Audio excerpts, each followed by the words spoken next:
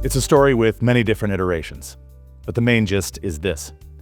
Martin Luther awoke early one day and went to his study to begin working on a sermon.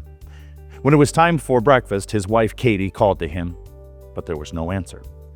So eventually, she cleared his breakfast from the table and moved on. Later, when it was time for lunch, Katie called up to Martin again, but there was no response, and his place was cleared for the second time that day. Finally, when it was time for dinner and Martin did not respond to Katie's call, she went up to check on her husband, and there he sat in his study, inquisitively looking out the window, with some blank parchment before him and his Bible open to Mark 15:34.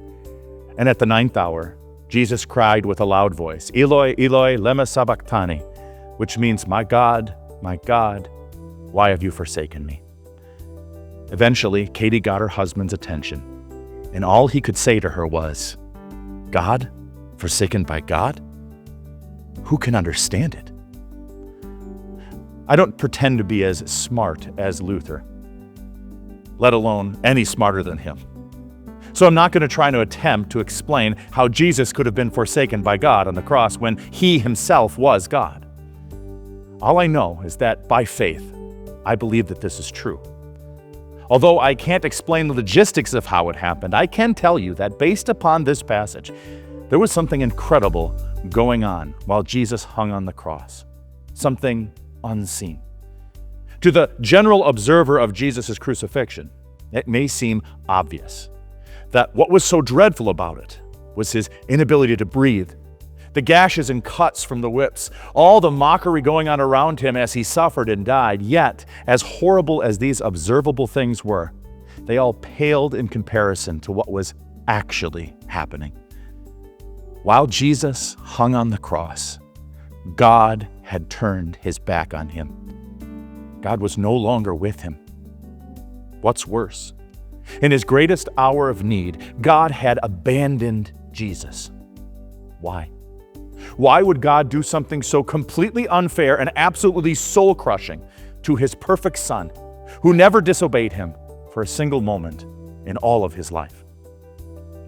Well, he did it so that he could have a connection with his imperfect child, the one who's more often selfish than not, the one who just can't seem to stop sinning, the one who, in all fairness, deserves to have their soul crushed and be separated from him eternally.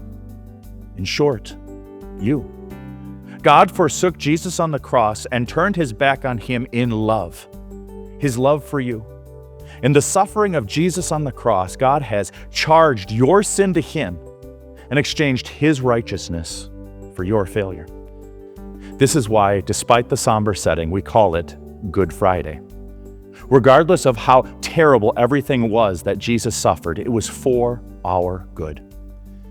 I'd like to invite you to come to Christ Alone on April 3rd to our Good Friday services to hear more about what happened to Jesus on the cross that fateful afternoon. We'll have services at 1 p.m. and 6:30 p.m. There will also be services on April 2nd to commemorate Holy Thursday at 3:30 and 6:30 p.m. All are welcome to come and worship Christ in all he has done for us in Holy Week. We may not completely understand how it is that God could forsake Jesus on the cross, but we are thankful to him that he did. Because in that ultimate sacrifice, God showed his great love for you.